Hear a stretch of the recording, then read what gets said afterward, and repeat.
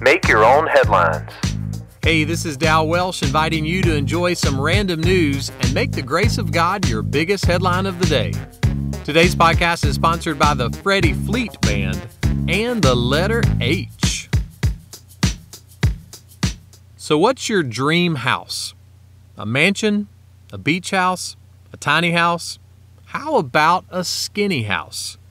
There's a house in Boston famously known as the Skinny House, and it is currently for sale. Why is it called the Skinny House? Well, the widest part of the house is only 10.4 feet.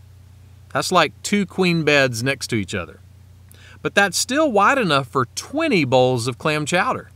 So there you go. Why is the house so skinny? Well, here's how the story goes. It was built around the time of the Civil War by one brother out of spite just to block the other brother's view of the river. I guess that means there's no skinny house in Philadelphia. Speaking of skinny, if you had to choose between eating bacon every day or being skinny for the rest of your life, would you choose applewood or hickory smoked?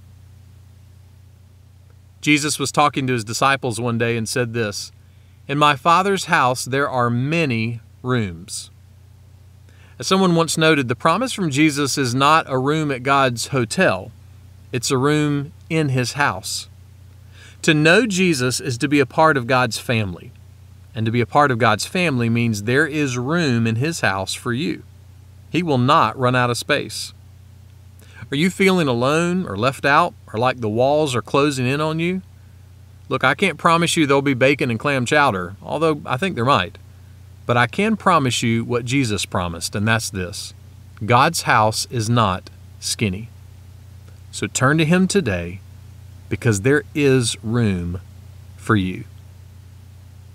Make that one of your headlines today. Make Your Own Headlines is a little smidge of encouragement from Holland Avenue Baptist Church. For more ways to listen to this podcast, for weekly sermons, and for more positive resources, check out hollandavenue.com.